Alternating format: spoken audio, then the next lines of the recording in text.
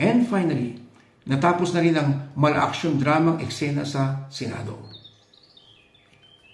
Nakapuslit si Bato ng walang kahirap-hirap. Nakatakas din ng walang kahirap-hirap. At meron na tayong bagong Senate President sa katauhan ni Alan Peter Cayetano. Hindi lang natin alam kung for how long. Tapos ito, yung pinakamatindi. Sumikat tayo sa buong mundo. Balita tayo dahil nagkaroon ng putukan at barilan daw sa loob ng Senado. For the very first time. Matapos na ipadlak nung tatay ni Bongbong Marcos na si Ferdinand Marcos Jr.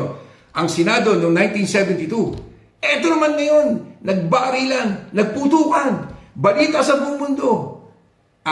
Mainstream media, social media, at kung ano-ano pa. Maging dito sa Italia. Nakita ko, nakapost sa La Repubblica, at kung ano-ano pang pahayagan ng Italia. Sa New York Times America.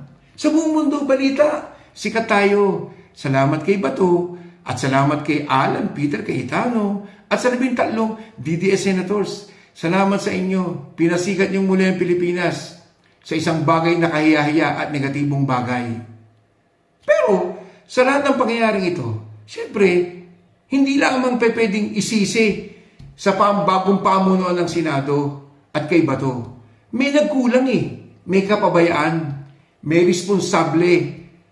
May responsable kung bakit nangyari ito at kung bakit dumating sa ganitong punto.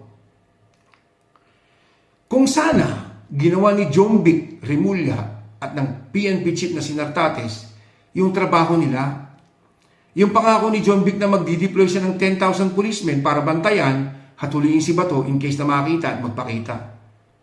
Nakapus din nga sa Senado na walang kapagod-pagod kundi sa NBI, kundi lang hinabol ng NBI, baka mas madali ang pagpasok ni Bato. Pumunta pa si Jombik sa Senado. Hindi niya dinampot si Bato. Nagchika-chika lang sila. Tapos, a few hours ago, nakatakas. Ganun kasimple. Ganun kapabayaan ni Jombik Rimulya at saka ni Nartates. Nagpunta sila pareho sa Senado kagabi. Pero sa lahat ng ito, hindi naman pwedeng, sabi nga, hindi naman pwedeng yung pamunuan lang ng Senadong bago, si Bato, si Nartates at saka si Jombik Rimulya.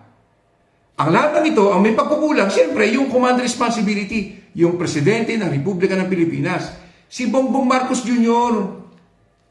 Kung ginawa lang ni Bongbong Marcos Jr. ang tamang trabaho, ang tamang pag-aatas, at kung talagang desidido siyang mapanagot ang mga tulad ni Bato sa kanyang krimen na gustong papanagutin ng International Court of Justice, International Court sa The Hague. International Criminal Court sa The Hague. Ang problema mukhang malamya nga yung presidente. Sabi nga ng mga kritiko niya, to si Bongbong Marcos wala tong killer instinct tulad ng tatay niya. Di ba? Pero, Mr. President, kung totoong gusto mo na mabago yung perception ng tao sa pangalan mo, sa pamilya mo, please, gawin mo ang trabaho mo. Gawin mo ang trabaho mo. Gawin mo na ngayon. The sooner, the better. Baka mahuli ang lahat. Ikaw din. Pag nakalusot si Sara sa 2028, delikado kayo ng pamilya mo. Alam mo naman, sabi nga ni Sara, no joke, no joke. Ciao.